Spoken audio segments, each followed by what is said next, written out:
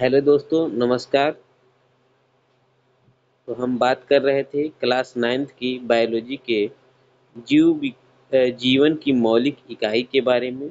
तो इससे पहले हम लोगों ने 2 वीडियो देख चुके हैं और हम आगे की तरफ बढ़ रहे हैं। अगर आपने नहीं देखा है तो प्लेलिस्ट में पड़ी हुई है, जाकर देख सकते हैं।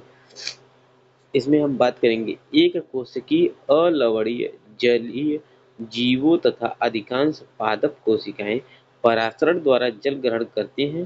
पौधों के मूल द्वारा जल का अवशोषण परासरण का एक उदाहरण है। इस प्रकार कोशिका के जीवन में विसरण जल तथा गैसों के आदान प्रदान की प्रक्रिया में महत्वपूर्ण भूमिका निभाता है।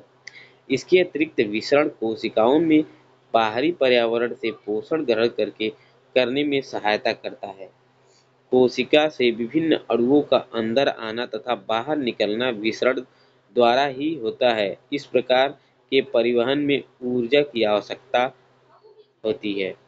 यहाँ एक चीज और हम बताना चाह रहे हैं कि आप बार बार देख रहे हैं कि एक शब्द का प्रयोग किया जा रहा है, विसरण। ठीक, तो विसरण किसे कहते हैं, इसके बारे में थोड़ा जान लेते हैं। विसरण क्या होता है?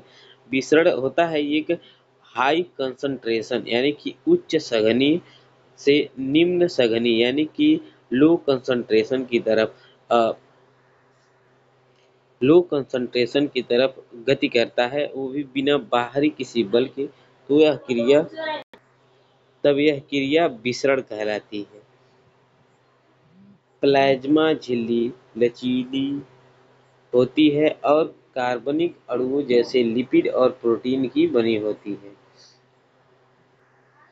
तो दोस्तों, यहाँ हम बात करेंगे प्लाज्मा झिल्ली के बारे में। प्लाज्मा झिल्ली जो होती है वो कोशिका के सबसे ऊपरी परत है। जैसे मान लीजिए एक कोशिका है, तो ये जो इसकी ऊपरी सबसे परत है, इसको प्लाज्मा झिल्ली बोला जाता है। ये लिपिड और प्रोटीन की बनी होती है। प्लाज्मा झिल्ली की रचना हम केवल इलेक्ट्रॉन सूक्ष्मदर्शी से देख सकते हैं। कोशिका झिल्ली का लचीलापन एक कोशिकीय जीवों में कोशिका के बाह्य पर्यावरण से अलग अपना भोजन अथवा अन्य पदार्थ ग्रहण करने में सहायता करता है। ऐसी प्रक्रिया को एंडोसाइटोसिस कहते हैं। अमीबा अपना भोजन इसी प्रक्रिया से करता है।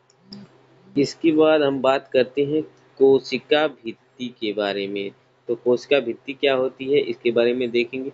पादप कोशिका में प्लाज्मा झिल्ली के अतिरिक्त कोशिका भित्ति भी होती है। पादप कोशिका भित्ति मुख्यतः सेल्यूलोज की बनी होती है। सेल्यूलोज एक बहुत जटिल पदार्थ है और यह पौधों की संरचना का दृढ़ता प्रदान करता है।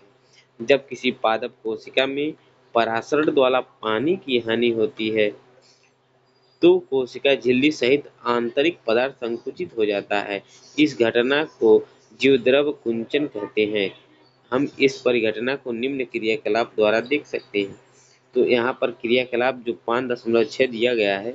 रीवो की पत्ती की झिल्ली के पानी में रखकर एक स्लाइड बनाओ। इसे उच्च शक्ति वाले सूक्ष्मदर्शी से देखो।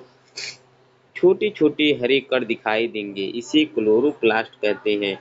इसमें एक हरा पदार्थ होता है जिसे क्लोरोफिल कहते हैं। इस स्लाइड पर शक्कर अथवा नमक का साधारण विलयन डालो।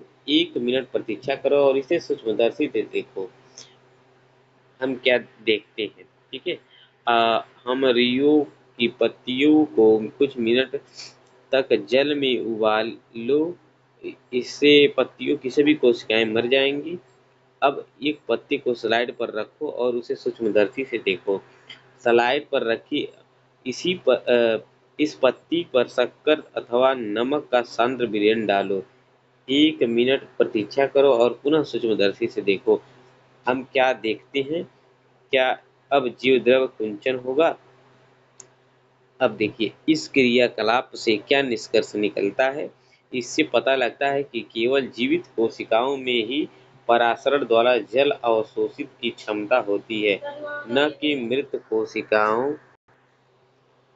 में। कोशिका भित्ति पौधों, कवक तथा बैक्टीरिया की कोशिका की अपेक्षा कम तनु विलयन यानी कि अल्प परासरण दाबी विलयन में बिना फटे बनाए रखती है। ऐसे माध्यम से कोशिका परासरण विधि द्वारा पानी लेती है, कोशिका फूल जाती है और कोशिका भित्ति के ऊपर दबाव डालती है। कोशिका भित्ति भी फूली हुई कोशिका के प्रति समान रूप से दबाव डालती है। कोशिका भित्ति के कारण पादप कोशिकाएं परिवर्तन माध्यम को जंतु कोशिका की अपेक्षा आसानी से सहन कर जाती है। अब हम बात करेंगे केंद्रक के बारे में। तो केंद्रक क्या होता है? केंद्रक कोशिका का जो होता है, इसे कोशिका का दिमाग भी कहते हैं। ठीक, तो केंद्रक के चारों ओर दोहरी परत का एक स्तर होता है जिसे केंद्रक झिल्ली कहते हैं। केंद्रक झिल्ली में छोटे छोटे छिद्र होते हैं। इन छिद्रों द्वारा केंद्रक के अंदर का कोशिका द्रव्य केंद्रक के बाहर जा पाता है। कोशिका द्रव्य के विषय में अनुभाग 5.2.4 में पढ़ेंगे।